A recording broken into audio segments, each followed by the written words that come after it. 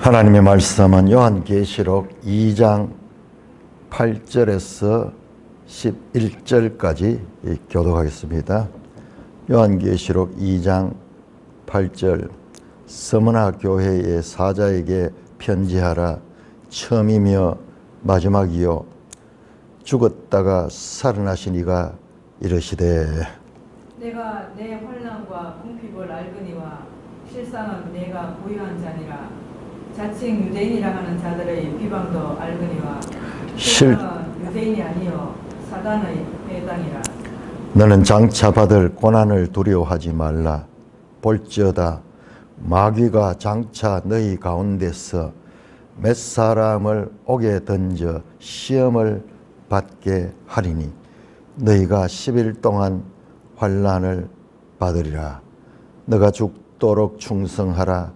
그리하면 내가 생명의 관을 너게 주리라. 귀 있는 자는 성령이 교회들에게 하시는 말씀을 들을지어다.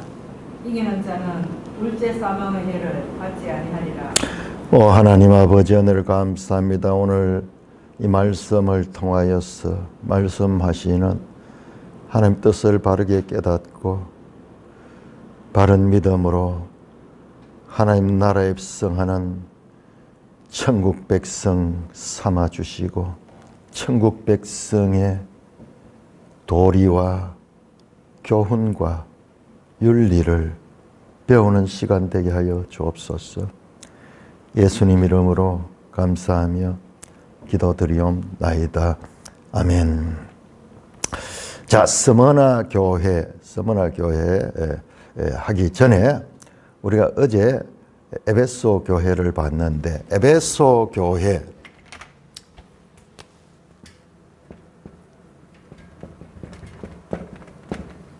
자, 어제도 잠깐 살펴봤지만은 왜 에베소 교회가 가장 먼저 나오는가?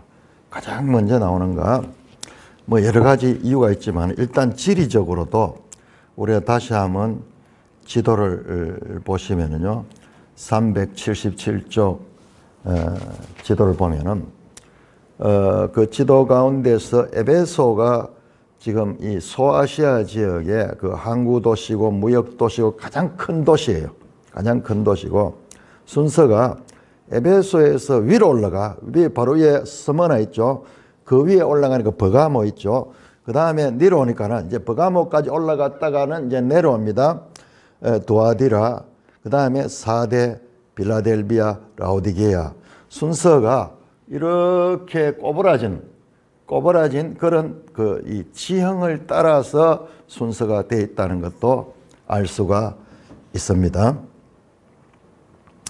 어떤 세대주의 종말론 또 세대주의 계시록 해석하는 사람들은 이 일곱 교회를 일곱 시대로 구분해 가지고 초대교회 시대, 에베소 교회 시대 초대교회고, 뭐 스무나 교회 시대, 뭐 교부들 시대고, 버가모 시대 무슨 이 천주교가 뭐 활동하던 그런 시대고, 빌라델비아 시대는 뭐 종교개혁 시대고, 라오디게아 시대는 뭐 오늘날 현대교회고, 이런 식으로 구분해야 돼. 제가 제일 처음 공부했던 게 아마 워치만 니의 가르침인 것 같아요. 워치만 니 같아요. 성경을 알고 싶고 뭐 제대로 가르쳐 준 데는 없고, 그렇게 어떻게 보다 보면 워치만 니의 책을 봤는데 뭐 그렇게 돼 있는데 전혀 그런 배경이 아닙니다. 그런데 처음부터 아무것도 모르는 데다가 그런 게 딱 주입이 돼 버리니까는 그 세대주의를 한 게 시대로 이렇게 구분하거든요. 성경을. 그렇게 돼 보니까는 그 이후에도 계속 그 영향력을 제대로 배우지를 못하니까 교회에서 뭐 이렇게 제대로 가르치는 경우가 없잖아요. 심지어는 뭐 평생 교회 다녀도 계시록 가지고 설교 또 한 번도 못 들어본 교회도 많이 있어요. 자, 일단 이거 지리적으로도 그렇고, 그 다음에 에베소 교회가 얼마나 그 아시아 지역에서 가장 영향력 있는 교회였는가. 지금도 우리나라에 보면은 대구 같은 데 제1교회가 있죠. 가장 먼저 세워진 교회. 제1교회. 제2교회도 있어. 지금은 교회가 많으니까는 교회 이름들이 다양하게 동네 이름도 쓰고 동네 이름도 안 쓰고 그냥 의미 있는 이름을 뭐 우리 교회도 산돌교회라고 쓰는 것이, 원래 교회는 지역명이에요. 지금 여기 나오는 교회들은 전부 지역의 이름을 따서, 우리도 보면 동네 이름 따죠. 현재 이제 대구에서 제일교회, 그 다음에 남부교회, 중부교회, 북부교회, 뭐 이렇게 지역 이름을 따다가 나중에는 더 많아지니까 동네 이름을 따, 대봉교회, 대봉동에도 또 교회가 이러면 대봉 제1교회, 또 대봉교회, 무슨, 그러면서 이름들이 이제 많아지고 나중에는 지역을 따지 않고도 그냥 의미 있는 뭐 기쁨의 교회, 요즘은 뭐 아름다운 교회, 뭐 여러 가지 그런 의미를 붙여서 교회 이름을 따죠. 형통한 교회, 뭐 그런 교회도 사람들 듣기 좋아하고 그렇죠. 자, 그리고 에베소 교회가 가지고 있는 영향력이 얼마나 컸는가 말씀드렸죠. 사도행전에서 그 많은 교회들을 이 사도 바울이 전도하는 과정에서 특별히 에베소 교회는 사도행전 18장 일부 나오고요. 19장 전체가 에베소 교회 이야기고, 직접적으로 거기에서 2년 동안 두란노 서원에서 날마다 성경을 가르쳐서 아시아 지역, 지금 있는 나머지 교회, 이 교회에 있는 지도자들이나 그 성도들이 에베소에 와서 그 바울의 가르침을 받는 거예요. 바울의. 그런 식으로 하나의 신학교 같은 그런 역할을 했던 거예요. 그것도 누가 선생님이 누구냐? 강사가 무려 누구냐? 성경 저자인 저자 직강 바울 사도로부터 2년 동안이나 배웠던 거예요. 뿐만 아니라 바울 사도가 이 에베소 교회의 목양을 누구에게 맡겼냐? 바울의 수제자인 디모데에게 맡깁니다. 그래서 디모데전서, 디모데후서를 보면요, 거기 나오는 내용들이 바른 진리를 가리키는 데 집중합니다. 그래서 다른 교훈을 가리키는 자들이 많이 들어와 있는데, 너는 바른 교훈을 가리켜라. 그러면서 그 당시에도 다른 교훈, 우리 어제 봤죠? 에베소 교회의 거짓된 자들, 자칭 사도라 하되 아닌 자들을 시험해서 그들이 잘못됐던 걸 드러낼 수 있는 성경적, 신학적 기초가 튼튼했던 게 이 에베소 교회입니다.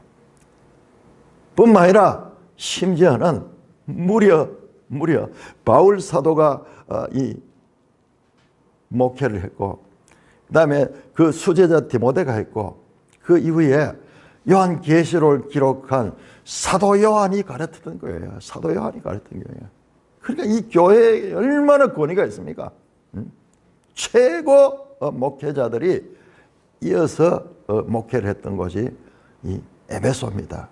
그래서 에베소 교회가 제일 먼저 나오는 것도 그런 모든 면에서 에베소 교회가 다른 교회들에 큰 영향을 끼치고 이 교회의 중심이 되었던 교회입니다. 뿐만 아니라, 자, 우리 사도행전 20장 우리 한번 찾아봅시다. 자, 계시록만 볼 게 아니라 밀접하게 구약과 연관이 되어 있고요. 그 다음에 사도행전과도 밀접한 연관을 가지고 있습니다. 특별히 에베소 교회는 사도행전 20장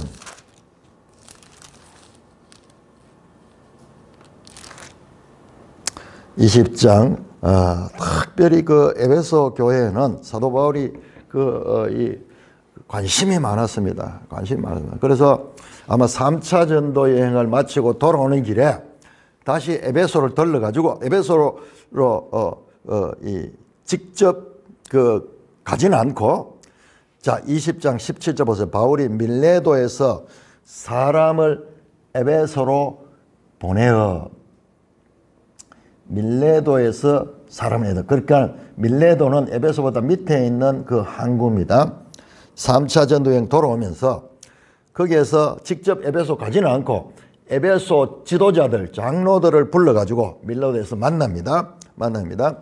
그래서 바울이 밀레도의 사람을 에베소 보내어 교회 장로를 청하니 오매 그들이 말하되, 바울이 말씀합니다. 그 장로들에게, 아시아에 들어온 첫날부터 지금까지 내가 항상 여러분 가운데 어떻게 행한지를 여러분도 아는 바니 곧 모든 겸손과 눈물이며 유대인의 관계로 말미암아 당한 시험과 참고 주를 성경과 유익한 것은 무엇이든지 공중 앞에서나 각 집에서나 거리낌 없이 여러분들에게 전하여 가르치고, 자기가 어떻게 목회를 했던가를 다시 한번 말씀합니다.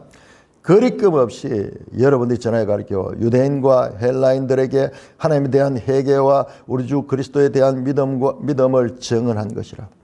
보라, 이제 나는 성령에 매여 예루살렘을 가는데 거기서 무슨 일을 당할지 알지 못하느라. 사도 바울이 이제 자신의 이 앞으로 미래가 다시는 이 에베소 성도들을 만날 수 없다는 것을 직감을 하고, 그렇게 하면서 사도 바울이 말씀하면 내가 달려갈 길과 주 예수께 받은 사명 곧 하나님의 은혜의 복음을 증언한 일을 마치려 하면은 나의 생명조차 조금도 귀한 것으로 여기지 아니하노라. 그러면서 작별합니다. 보라, 내가 여러분 중에 왕래하며 하나님 나라를 전파했으나 이제는 여러분이 다 내 얼굴을 다시 보지 못할 줄 아노라. 그러므로 마지막으로 에베소 교회에 당부하는 게 나옵니다.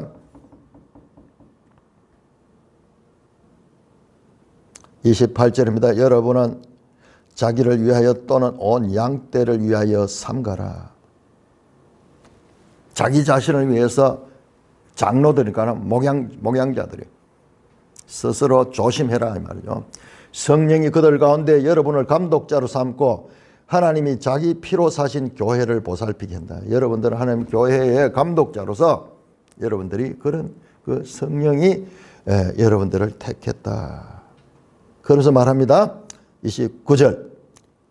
내가 떠난 후에 사나운 이리가 여러분에게 들어와서 그 양떼를 아낀다. 내가 떠난 후에 이제 에베소 교회 안에 이리가 들어와가지고 양떼를 아낀다. 여러분 이 동물을 키워보면요, 우리나라는 뭐 양 같은 건 별로 없으니까 모르는데 닭 같은 거 키워보면은 조금만 닭집이 허술하면요, 밤에 되면은 그 들짐승들이 와서 죽여버려요.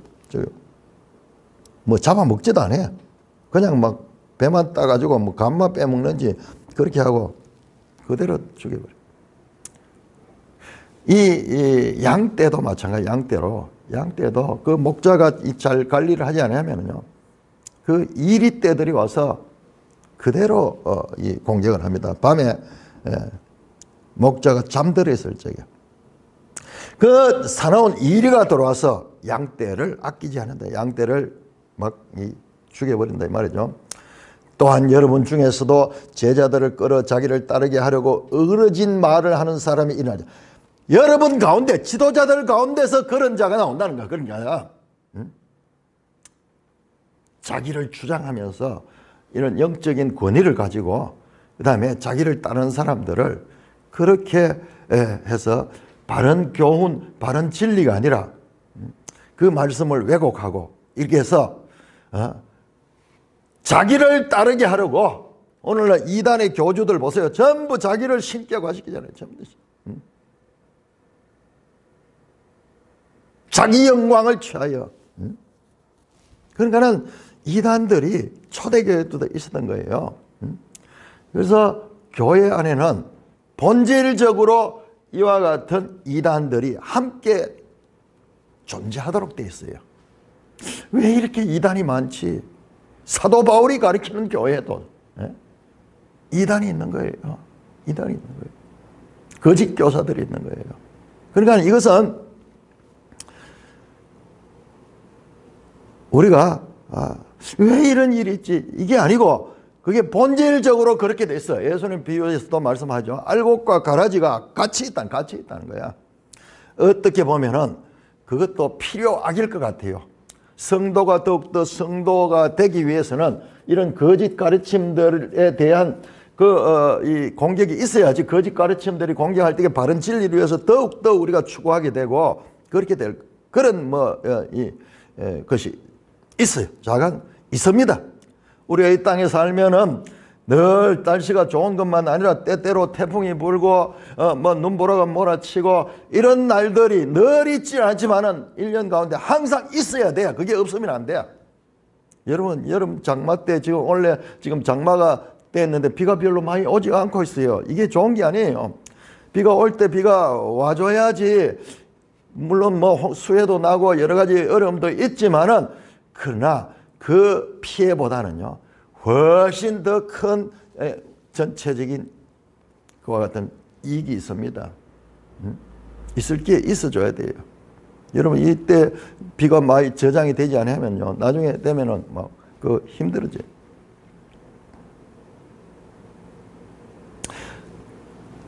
여러분들 가운데도 그러므로 여러분이 일깨어 내가 3년이나 밤낮 쉬지 않고 눈물과 각 사람 두란노 서원을 2년 동안 했다는, 그 전에 또 1년 정도 해서 3년 동안, 여러분 사도 바울이 한 교회에 3년 동안 목회한 데서는 에베소 교회밖에 없습니다. 지금 내가 여러분을 주와 및 은혜의 말씀에 부탁하오니 그 말씀이 여러분을 든든히 세우사 거룩하게 하심을 입은 모든 자 가운데 기업이 되게 하시라. 내가 아무 은이나 금이나 의복을 탐하지 않고 여러분을 아는 바 같이 쭉 하면서 참 서로 부둥켜 안고 이별하는 그 장면이 나오는데, 여러분 여기 에베소 교회 안에 일어날 사나운 일이, 그 일이가 누구냐? 그 교회 안에 지도자 가운데서, 지금 그 모인 장로들 가운데서 나온다고 말합니다.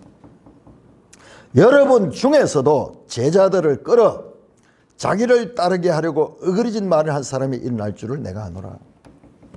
자, 우리가 이 에베소 교회의 거짓된 자들을 교회가 잘 분별해내고 그들의 거짓을 드러낼 수 있도록 에베소 교회가 진리에 있어서 이 견고한 틀을 가지고 있는 교회라는 것을 우리가 보았습니다. 그런데 에베소 교회의 이 잘못은, 이 진리 문제에 있어서는 에베소 교회가 분명한데 처음 사랑을 버렸다, 그 책망이 나오죠. 그리고 니골라당의 행위를 미워한다. 나도 이것을 미워한다. 에베소 교회가 진리 면에서는 하나님의 이 가르침에 흔들리지 않고 견고하게 써 있었어요. 그런데 그들의 이게 여러분 이런 게 있습니다. 지금 한 90년경 AD 90년대 되거든요. 그럼 보세요. 50년대 사도 바울의 그 가르침, 그 다음에 60년대 디모데의 가르침, 그 이후에 이 바울도 순교하고 디모데도 떠난 후에 그때 그 사도 요한이 교회에 부임을 했을 거예요. 뭐였습니다. 지금도 에베소 가면은 사도 요한에 관한 그런 유적이 있어요. 그리고 마리아, 사도 요한이 모셨다는 마리아에 대한 그 유적지도 있는 걸로 제가 알고 있습니다. 자, 이 에베소는요, 그 이후 교회 시대에도 큰 영향력을 끼치는 그런 교회입니다. 제가 이 부분은 따로 연구를 했었는데, 지금 어제 자다 보니까는 이게 연결이 되더라고요. AD 400년경에 유명한 에베소 회의라는 게 있는데, 이 에베소 회의는 그렇게 아름다운 회의가 아니에요. 거짓 선거가 일어나고 거짓 교리가 만들어지고 하는 소위 마리아 숭배에 관한 그런 이 가르침이 이 교회에 들어오는 그런 회의가 있었던 것도 에베소입니다. 내가 자다가 생각이 나는데, 따로 옛날에 교회사를 공부하면서 여기에서 마리아 숭배가 나오거든요. 그런데 이 에베소가 유명한 아데미 여신 숭배하는 곳이, 여신 숭배의 곳이라. 그리고 또 성모 마리아가 사실상 가톨릭의 여신이거든요.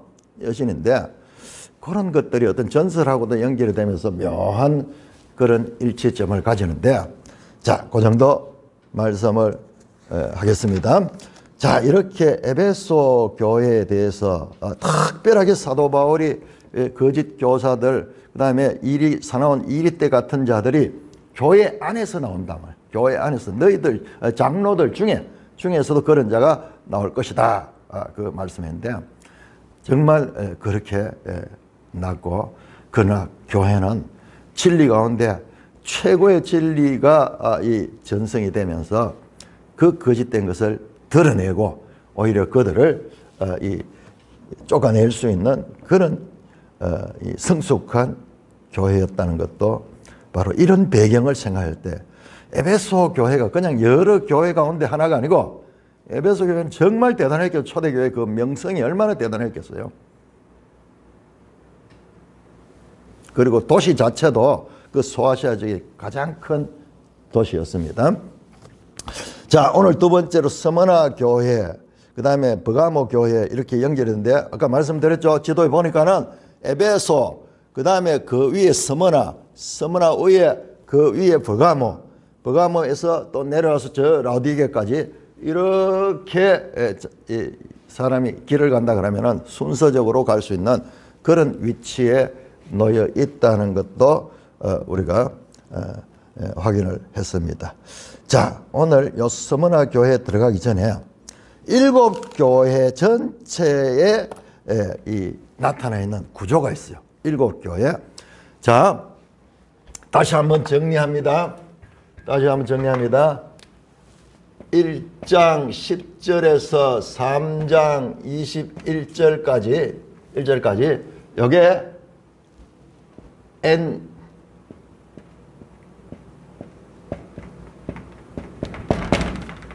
푸뉴마티 성령 안에서 영 안에서 자 요게 요 단락이 이렇게 끝난다 그랬죠. 그 다음에 4장 2절에 또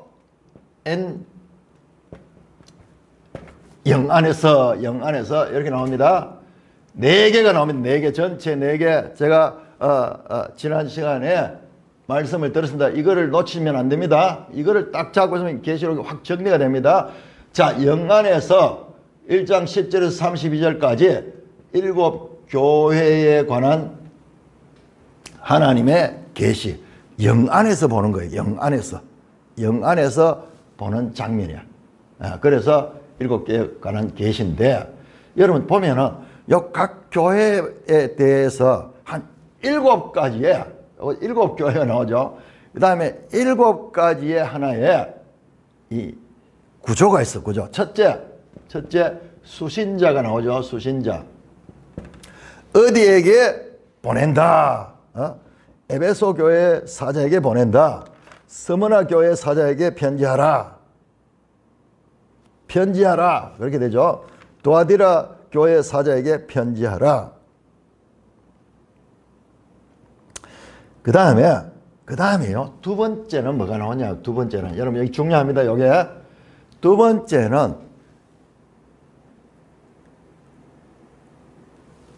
말씀하시는 분. 누가 말씀하시느냐.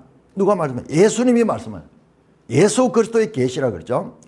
예수님이 말씀하시는데 그 예수님의 모습을 그립니다. 하나가. 자, 예를 들어서 오늘 서문화 교회 같은 경우에는 오른손에 7별을 붙잡고 7 금촛대 사이를 거니시는 여기에 그분이 말씀하시는 거예요. 에베소 교회는 누가 말했는가 보세요. 에베소 교회는 스무나 교회는 8절에 보니까는 처음이며 마지막이며 죽었다가 살아나신 이가 이르시되, 버가모 교회는 좌우에 날선 금을 가지신 이가 이르시되. 자, 누가 말하는가? 그 말하는 분의 모습을 그립니다. 그 다음에 보세요. 도아디라 교회 보세요. 도아디라 그 눈이 불꽃 같고 18절입니다. 그 발이 빛난 주석 같은 하나님의 아들이 이르시되. 자, 그 다음에 보세요. 3장 1절에 보면 사대교회 편지하라. 하나님의 7 영과 7 별을 가지신 이가 이르시되. 누가 말씀하시는가? 그 다음에 3장 7절 보시면은 거룩하고 진실하사 다윗의 열쇠를 가지니 곧 열면 닫을 사람이 없고 닫으면 열 사람이 없는 그가 이르시되. 딱 한 절씩 말씀하시는 분을 묘사를 합니다. 자, 마지막 라우디가 교회 보세요. 라우디가 교회 아멘이시오 충성되고 참된 증인이시오 하나님의 창조의 근본이신 이가 있으세. 누가 말하냐? 예수님이 말씀해요. 예수님. 그런데 이 예수님의 모습을 1장 5절에서 어떤 학자들은 뒤로 보는데 제가 봤을 때는 1장 5절에서 1장 마지막 절까지에 나타났던 그 예수님. 봤잖아요. 1장 10절에서 봤잖아요. 내가 보니 큰 이 음성 같은 것이 있고 그리고 있는데 그 얼굴이 해가 빛나는 같은 그 모습이고 그 다음에 그 두 눈은 불꽃 같으며 그 머리는 양털같이 희고 옷이 흰 옷, 몸에 끌리는 옷을 입고 있고 가슴에는 이 순금 띠를 띠고 두 발은 주석 같은 발을 가지고 있느니라. 사도 바울이 이 사도 요한이 보고 기절해 버리잖아요. 그냥 감당할 수 없는 그 영광스러운 주님의 그 모습, 성귀하셔서 나타나신 주님의 모습. 사도 요한은 예수님과 가장 가까이 있었고 심지어는 가장 사랑받는 제자라고 그렇게 말할 정도로 별명이 있을 정도로 친근했지만은 그러나 성귀하신 그리스도, 죽으시고 부활하시고 승천하시고 보좌 우편에 앉아 계시며 통치하시는 그 그리스도를 보니까는요, 그 인간 모습의 그리스도가 상상할 수 없는, 가까이 근접할 수 없는, 그래서 그 앞에 쓰러져 버릴 수 없는 그 영광의 모습. 다시 한번 그거 보세요. 1장 12절 보시면요, 촛대 사이에 인자 같은 이가 발에 끌리는 옷을 입고 가슴에 금띠를 띠고 그의 머리 털의 희가 양털 같고 눈 같으며 그 두 눈은 불꽃 같으며 그 발은 풀무불에 단련한 주석 같고 그 음성은 많으며 오른손에 7뼈리 있고 그의 입에서 좌우에 날선 검이 나오고 얼굴은 해가 힘있게 비치는 것 같은 그 모습의 한 면을, 그 모습의 한 면을 뽑습니다. 한 면을 보죠. 딱 한 면을 봅니다. 그것이 7교회에 다 나누더랍니다. 1장 5절에서 더 세부적으로 치면은 이 12절에서 몇 절까지입니까? 1장이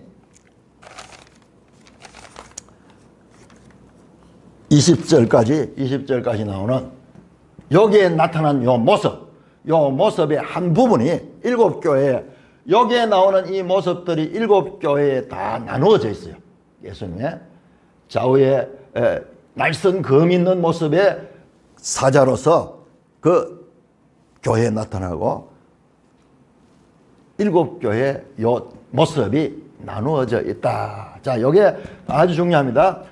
그래서 그분이 말씀합니다. 세 번째는 뭐냐 그러면은 이 예수님이죠. 하나님의 아들이고 예수님이죠. 그 예수님은 이름은 안 나와요.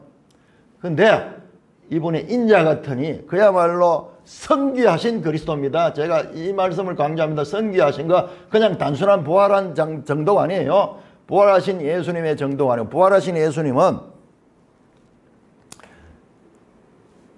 뭐 변화된 몸을 가지고 있지만 지금 성귀하신 예수님은 불꽃 같은 이 장면이야. 이 장면, 우리가 볼 수 없는 그야말로 영광과 위엄에 가득 찬 장면에 성귀하신 그리스도께서 뭘 아느냐? 다 아는 거요. 아신다. 교회에 대해서 샅샅이 교회를 다 꿰뚫고 보고 계시는 거예요. 여러분 한번 확인해 볼까요? 2장 3절 보세요. 2장 3절. 또 네가 참고 내 이름을 위하여 견디고 게으르지 아니하는 것을 안다. 그냥 여기 오이다는요, 단순히 기노스케 아는, 배워서 아는 게 아니라 이건 본질적으로 아시는 그 신적 지혜, 신적 지식을 가리킵니다. 자, 2장 오늘 읽었던 2장 스무나 교회 9절 한번 보세요. 2장 9절 보시면은 실상은 네가 부유한 자나 자칭 유대인을 하는 자들의 비방도 알거니와 예수님은 그들의 환난과 궁핍도 알고 내가 네 환난과 궁핍을 다 알다. 안다.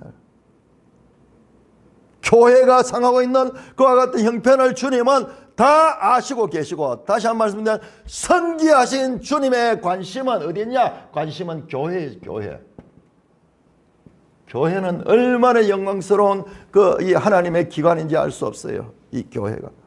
우리가 교회의 본질을 제대로 다시 한번 깨우쳐야 돼요. 우리 자신이 교회에 속해 있던 자들이 교회가 어떤 하나님의 이 관심의 대상인가를 알아야 됩니다. 그 다음에 네 번째는 평가가 나옵니다. 평가. 칭찬 먼저 하죠. 칭찬과 그 다음에 책망을 하죠. 책망. 그런데 칭찬만 있고 책망이 없는 교회가 두 개 있어요. 그게 오늘 우리가 읽었던 스무나 교회와 빌라델비아 교회입니다. 자, 평가를 합니다. 자, 다섯 번째 뭐가 있느냐 그러면은 이 책망하는 경우에 책망에서 회개하라. 회개하고 바른 길을 제시합니다. 바른 길을 제시합니다. 왜? 그대로 있으면은 심판을 받을 수밖에 없어요. 그러나 주님께서 그냥 책망만 해요. 거기서 대안을 제시해요. 거기서 어떻게 하면 너희가 이기는 자가 될 수 있는가 대안을 제시를 하는 것입니다. 그래서 이걸 보세요. 주님이 지금 이 말하는 거 일곱 교회에 말씀하는 거는요. 이기는 자들 다 구원받기 위한 거예요. 책망 그 자체가 목적이 아니에요. 지금 오늘 읽었던 이 스무나 교회는 책망이 없습니다만 바로 밑에 나오는 버가모 교회 보세요. 버가모에 14절에 두 가지 책망할 것이 있다. 그 책망의 내용을 설명을 하고 그 다음에 16절 보세요. 그러므로 회개하라. 그렇지 아니하면은 내가 네게 속지 가서 내 입의 금으로 그들과 싸울 것이다. 하나님이 그들을 친다고 말씀합니다. 그래서 대안을 제시합니다. 바른 길, 대안 제시입니다. 구원, 이기는 자가 되어야 돼. 이기는 자가 되어야 돼요. 자, 그러니까 이 교회가 처한 상황은 전쟁 상황입니다. 끊임없이 교회는 이 세상으로부터 공격을 받는데 그거를 못 느끼고 있는 교회는 뭐냐 그러면은 그것은 이 나병에 걸렸거나 이러면요 아픈 것도 몰라요. 뭐 살이 떨어져 나간다 아픈지도 몰라요. 그렇게 죽은 교회. 살아있는 교회는 진리의 말씀을 가지고 살려고 하면 이 세상은 항상 이모저모로 공격을 하게 되어 있습니다. 다시 그 다음에 여섯 번째 이제 일종의 약속입니다. 약속. 여섯 번째는 그 다음에 이기는 자에 대해서 말합니다. 이기는 자에게 약속을 합니다. 이긴 자에게 보상의 약속. 생명의 면류관을 주고 네가 이 하나님 교회 성전의 기둥이 되게 하고 이 생명의 관을 주고 이런 보상이 나옵니다. 보상. 그 다음에 일곱 번째는 성령이 교회에게, 자 마지막 일곱째 요점은요, 성령이 교회에게 하시는 말씀을 들으라. 그렇게 말씀을 하면서 자, 이 개교회에 관한 말씀이지만은 이 성령이 교회에게 하는 말씀, 요거는요 개교회가 아니고 보편교회. 이 좋은 말을 요 카톨릭이라는 데서 사용하는 이 카톨릭 처치예요.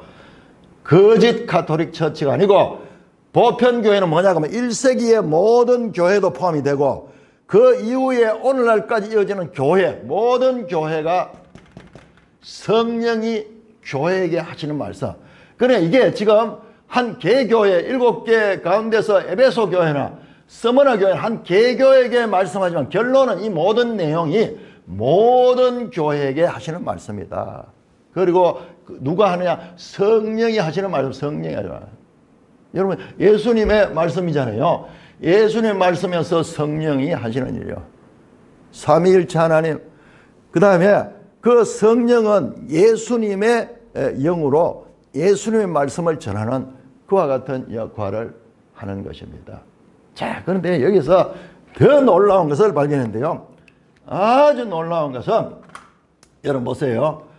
지금 말씀하신 분이 1장에 그 성귀하신 영광과 위엄의 그리스도가 나왔다는 것을, 그것을 7교회 다 나눠서 1장에 나왔던 그 성귀하신 그리스도의 영광과 위엄에 찬 모습, 어떤 경우에는 죽었다가 살아난 그리고 어떤 경우에는 좌우에 날선 검을 가지니, 어떤 경우에는 불꽃 같은 눈을 가지니, 어떤 경우에는 쭉 하면서 1장에 나왔던 그 영광의 모습을 다 나누어가지고 7교회가 나누어 가진 것 다시 한번 확인해 볼까요? 자, 에베소 교회 사직 편지라. 오른손에 7뼈를 붙잡고 7 건초대 사이를 거느리시는 이가 이르시되 나왔죠? 요게 1장 11절에 1장 13절 그리고 16절에 나왔던 모습입니다. 그 구분의 한 부분이요. 성귀하신 그리스도의 영광의 모습의 한 부분을 따고 나옵니다. 자, 서머나 교회 8절 보세요. 8절. 처음이며 마지막이고 죽었다가 살아나신 이가 누구예요? 1장 17절 18절의 말씀을 그대로 가지고 나옵니다. 그 다음에 12절에 버가모 교회는 어떻게 나나 좌우에 날선 검을 가지신 이가 이르시되. 예? 자, 여기 1장 16절의 말씀입니다. 자, 2장 18절에 두아디라 교회에게 보자. 그 눈이 불꽃 같고 그 발이 주석 같은 하나님의 아들이 이르시되, 이 바로 1장 14절 15절에 나타난 그리스도의 성귀하신 그리스도의 모습입니다. 자, 그 다음에 3장 1절에 보시면은 하나님의 7 영과 7 별을 가지신 이가 이르시되, 1장 16절에 나타난 그 모습 가운데 한 부분이요. 한 부분. 그 다음에 3장 7절 빌라델비아 교회 보세요. 거룩하고 진실하사 다윗의 열쇠를 가지시니, 곧 열면 닫을 사람이었고 닫으면 열 사람은, 거룩하고 진실하신 그와 같은 1장 18절 한번 볼까요? 1장 18절에 그렇죠? 볼지어다 내가 세세토록 살아서 사망과 음부의 열쇠를 가졌다. 그 다윗의 열쇠, 사망과 음부의 열쇠를 가지시니로 빌라델비아에 나타납니다. 자, 라오디게아 교회를 볼까요? 라오디게아 3장 14절에 아멘이시오 충성되고 참된 정이시오 하나님의 창조의 근본이시오. 1장 5절에 보시면요. 1장 5절에 제가 이것 때문에 지금 1장 5절에 예수님을 충성된 정인으로 죽은 자 가운데 살아나신 자라. 그래서 보통 1장 12절에서 20절 보는데, 제가 봤을 때는 1장 5절에서 잠깐 1장에 나타났던 성귀하신 그리스도의 모습을 7교회에 다 나누어 가지고 그렇게 시작이 됩니다. 자, 이게 아주 놀라운 규칙적인 하나의 그와 같은 전형을 가지고 있고요. 그 다음에 이거예요. 6번 이기는 자에 대한 보상의 약속. 이기는 자에 대한 보상의 약속이요. 놀랍게도 이기는 자에 대한 보상의 약속이 참 어디 나냐? 계시록 21장에서 22장에 나온 내용이에요. 21장에서 22장에 나온, 이게 어디야? 새하늘 새 땅에서 나오는 거예요. 그 이기는 자는 어디 갔냐? 새하늘 새 땅에 거기에 들어가는 보상을 받는다는 말씀입니다. 자, 다시 한번 그것도 한번 활용해 볼까요? 2장 7절 이기는 그에게는 내가 하나님의 낙원에 있는 생명나무의 열매를 주어 먹게 하라. 여러분, 계시록 22장 2절에 생명나무의 열매가 열리게 되죠. 다음에 2장 11절 이기는 자에게는 둘째 사망의 해를 받지 않는다. 둘째 사망의 해. 한번 찾아볼까요? 자, 21장 8절. 둘째 사망은 성도들이 받는 것이 아닙니다. 둘째 사망은 21장 8절 21장 8절. 그러나 두려워하는 자들과 믿지 않는 자들과 흉악한 자들과 살인자들과 음행하는 자들과 점술가들과 우상숭배자들과 거짓말하는 모든 자들이 불과 유행에 타는 못에 든지 이것이 둘째 사망이라. 여러분, 이 둘째 사망은요, 이 둘째 사망은 영원한 멸망이에요. 자, 20장 5절 한번 볼까요? 20장 5절.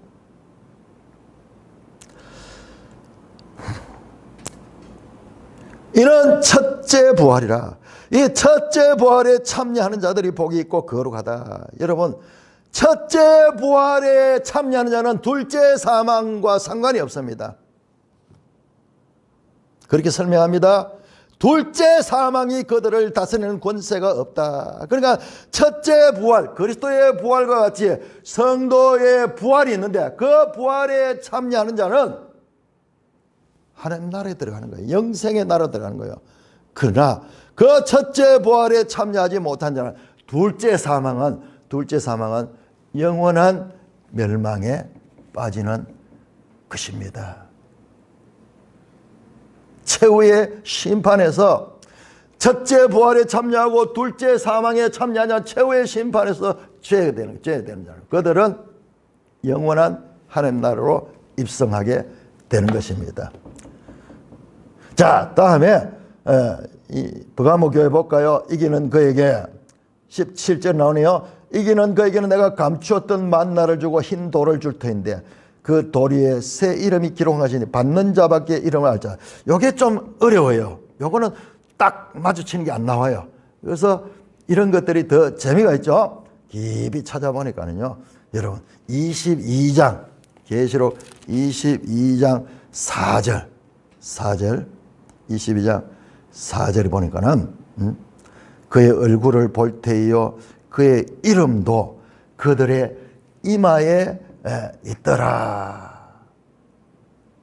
뿐만 아니라 그 이마에 기록된 이름이 받는 자밖에는 이름을 알 사람이 없다 그랬거든요.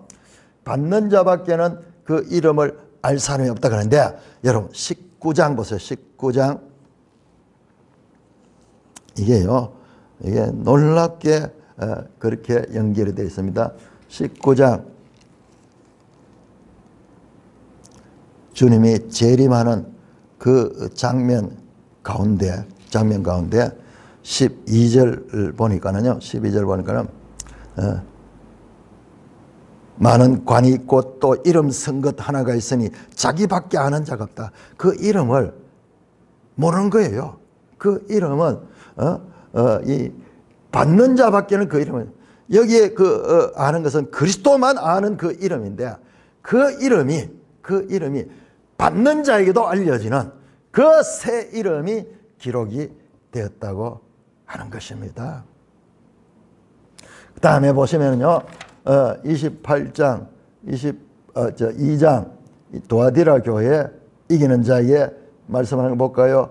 이기는 자에게 26절 나오자 이기는 자와 끝까지 내 일을 지키는 그에게는 만국을 다스리는 권세를 주리라. 그가 철장을 가지고 그들을 다스릴 것이다.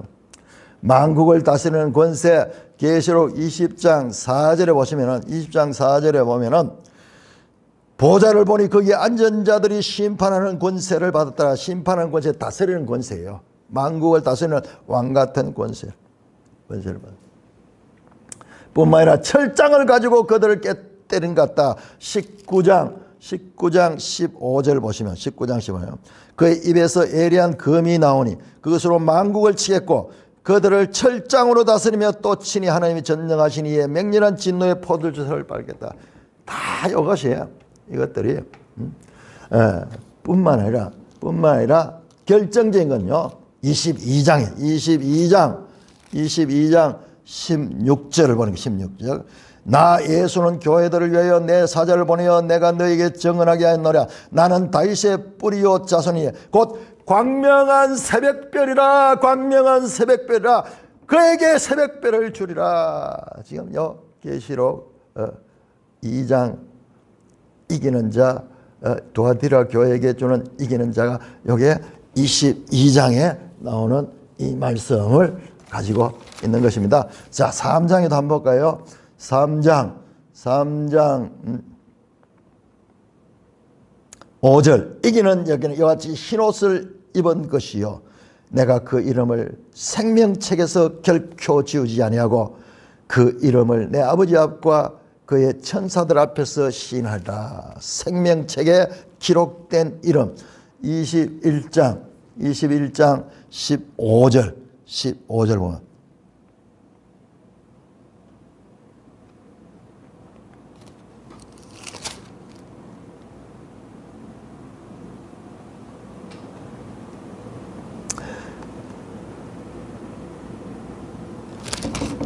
(21장 15절) 27절 보겠습니다. 27절. 무엇이든지 속된 것이나 가정한 일 또는 거짓말하는 자는 결코 들어가지 못해 오직 어린 양의 생명책에 기록된 자들만 들어갈 것이다. 생명책에 기록된 자, 생명책에 기록된 자들만 들어가게 됩니다. 그 다음에 이기는 자 또 한번 볼까요? 12절 3장 12절 빌라델비아 교회. 이기는 자는 내 하나님의 성전의 기둥에 되게 하느니 그가 결코 다시 나가 내가 하나님의 이름과 하나님의 성 곧 하늘에서 하나님께로 내려오는 새 예루살렘의 이름과 나의 새 이름을 그곳에 기록하라. 21장 10절 하늘로 내려오는 새 예루살렘 성, 새 예루살렘 성. 자, 계시록 3장 21절 이기는 그에게는 내 보좌에 함께 주기를 내가 이기고 아버지의 보좌에 앉은 것과 같게 하리라. 그 아버지의 보좌에 함께 앉는 20장 4절을 보면은 계시록 20장 4절에 보면은 내가 보좌를 보고 거기 앉은 자들이 있어 심판하는 권세를 받았다. 그들이 4절 후반절 살아서 그리스도와 더불어 1000년 동안 왕노한다. 보좌에 있는 것이 바로 왕으로 통치하는 거죠. 자, 이렇게 이 7교회는 요 7가지 형식 속에 다 나타나는데 놀라운 것은요. 그 말씀하시는 분이 성기하신 그리스도의 단면들이 7교회로 다 나누어져 있고요. 그리고 이기는 자에 주는 보상은 전부 21장, 22장, 그 20장 이후에 예수 그리스도의 재림 때 오는 그와 같은 새하늘 새 땅 영광의 나라에서 받게 되는 그 모든 보상들이 여기에 7개가 다 나누어져 기록이 되어 있다는 거예요. 여러분 너무 놀랍지 않습니까? 1장의 예수님과 그리고 마지막에 그 이 재림의 예수님 그 내용이 계시록 1장과 계시록 마지막 부분 21장, 22장 어떤 경우에는 20장까지 내려오는데 요 내용들 시작과 마침, 처음과 마지막, 알파와 오메가 이 속에 7교회에 대한 모든 그와 같은 것들이 이미 자리를 잡고 있다. 여러분 보세요. 이 시작된 그 예수님의 성교의 모습 그리고 이기는 자에 대한 보상의 이 새하늘 새 땅 하나님 나라의 보상의 모습. 그러니까는 계시록 1, 2, 3장이 저 뒤에 나오는 내용들은 막 너무 신기한 내용들이 나오거든요. 일곱 나팔 뭐 이런 거 나오는데 자 그런 것들도 처음 나오는 이 7교회에 대한 이 말씀들과 다 연결이 되어 있다는 것을 알 수가 있는 것입니다.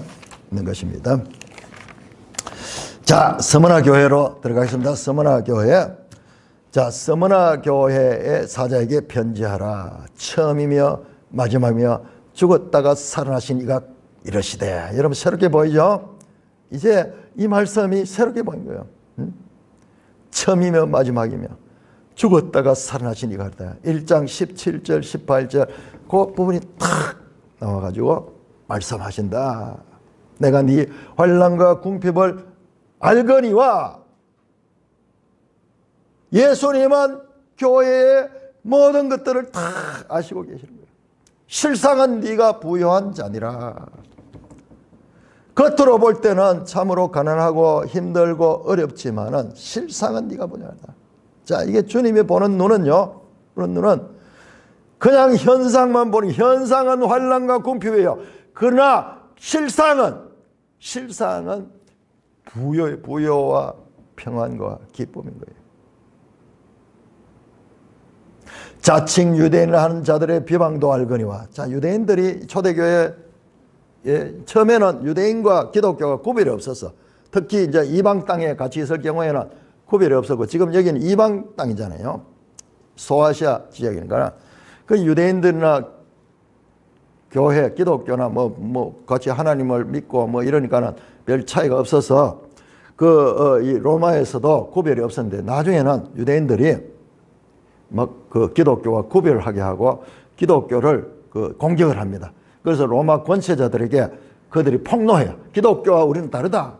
저것들은 이단이고 저것들은 이 사형수를 믿는 그런 회개한 그런 집단이다.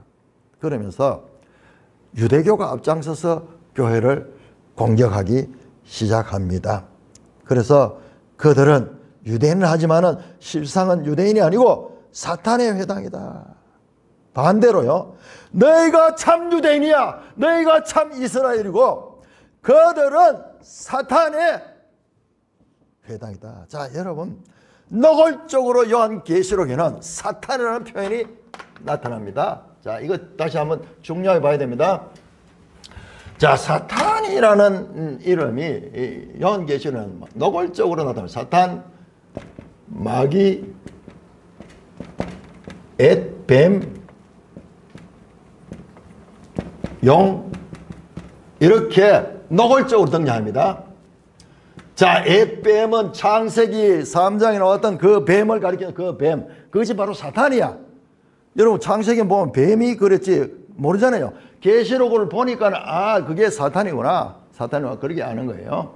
그래서 여러분, 창세기에서 여러분, 우리가 이 계시록이 없으면 창세기 보면 뱀이 진짜가 나타나서 그런 거 생각하잖아요. 그 뱀이 누구냐? 그 뱀이 사탄이다. 그래서 마지막 책에서는요, 그 정체들을 다 밝혀주는 거예요. 노골적으로 나오는 거예요. 여러분 한번 보세요. 사탄이 어디에 나타나는가? 성경에 거의 나타나지 않습니다.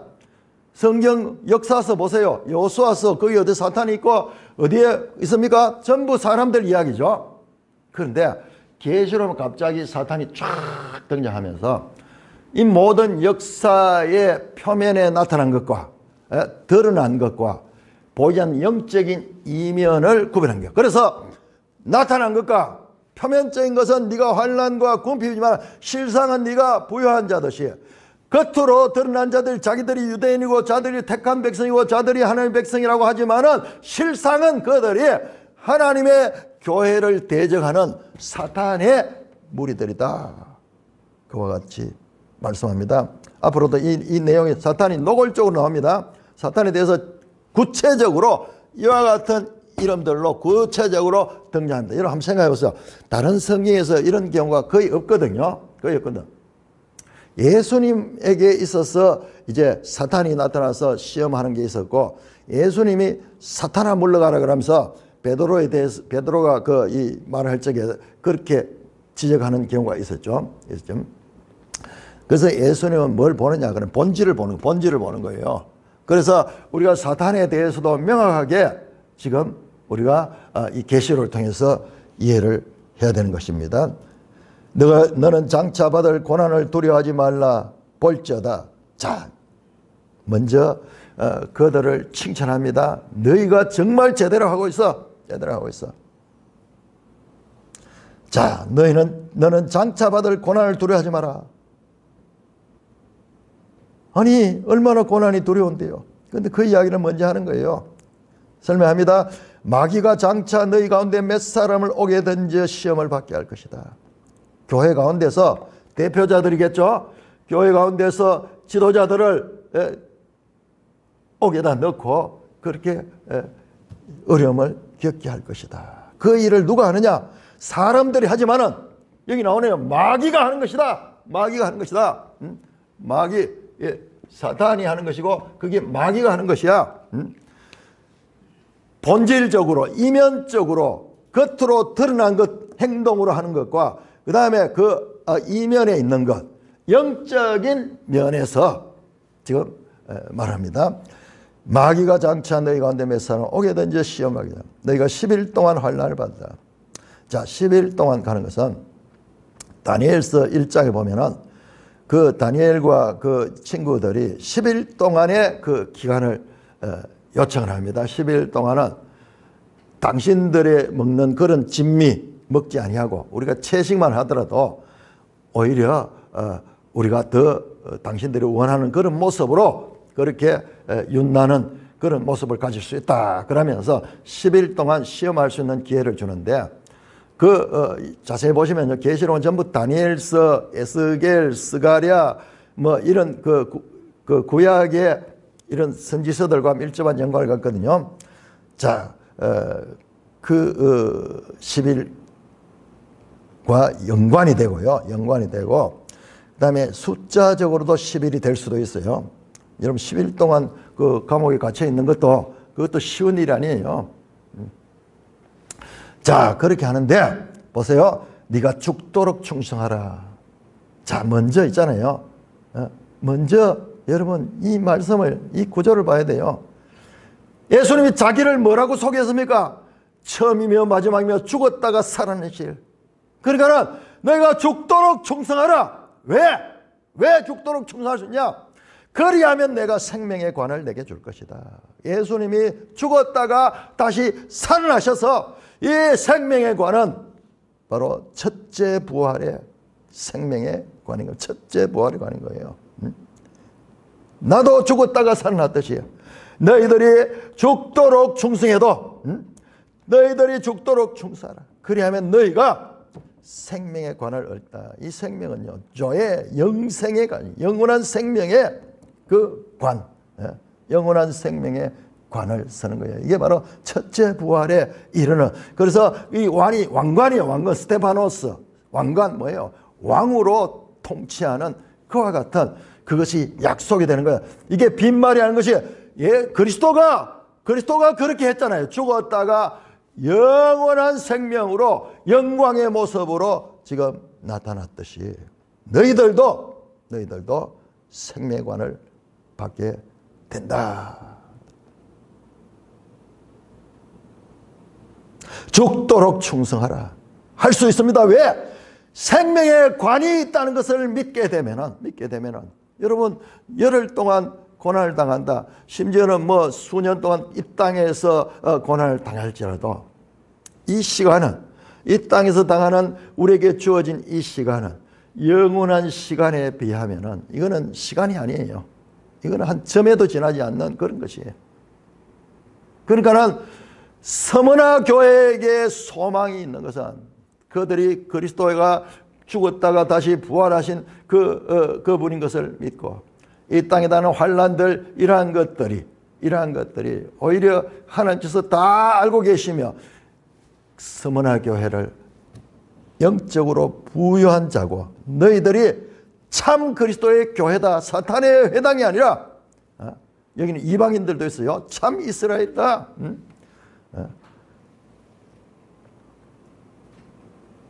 그러므로 역설적으로 서머나 교회가 참 이스라엘이고 그리고 서머나 교회가 영적으로 부유한 자다. 그러므로 너희가 이 땅에서 환난을 당할지라도 죽음을 두려워하지 말고 그래요. 그 죽음은 끝이 아니라 생명의 면류관, 영생의 관을 얻는 내가 보여줬던 죽었다가 살아났듯이 너희도 그 죽음에서 부활하게 되는 복 있는 자, 첫째 부활에 참여하는 자가 복이 있다. 그렇게 말했죠. 그러므로 이기는 자는 둘째 사망의 해를 받지 아니하리라. 첫째 부활에 참여한 자는 둘째 사망이 상관이 없는 거예요. 둘째 사망은 영원한 최후의 심판의 자리에 서게 되는 그와 같은 심판입니다. 심판입니다. 그러므로 그 믿음을 바르게 지켜서 이와 같은 하나님 나라의 영원한 생명을 얻는 서문화 교회가 되라고 격려하는 말씀이고, 두 개의 교회가 딱 예외가 된다 그랬죠. 이 평가에서 칭찬과 책망 가운데서 여기는 책망이 없어요. 책망이 없습니다. 또 요거 더불어서 빌라델비아 교회가 똑같은 두 개의 교회가 책망이 없는 교회. 책망이 없는 교회. 자, 그 가운데 서문화 교회가 먼저 나오고 있습니다. 그리스도는 부활하심으로 죽음의 전 영역을 다스리는 권세를 가지고 계십니다. 서문화 교회 편지 도입부에 사용된 죽음으로 사망의 권세를 잡은 예수님은 마귀를 멸하신 주님이시다. 마귀는 사망을 가지고 권세 있는 그와 같은 이 땅에서 권세 있는 자지만 주님은 그 십자가의 죽음으로 사망의 권세자인 마귀의 권세를 깨뜨린 분이다. 히브리서 2장 14절에 나오죠. 둘째 사망의 권세자도 주님이시다. 둘째 사망의 해를 받는 것, 이건 주님께서 그렇게 주권적으로 판단하셔서 하는 일이다. 그러므로 너희는 이 환난을 죽기까지 충성하면은 눈앞에 보이는 이와 같은 현재 고난보다도 장차올 그 영광을 바라보며 생명의 관을 바라보며 능히 이기는 자가 될 수 있다는 격려를 하시고 있습니다. 찬송가 342장입니다.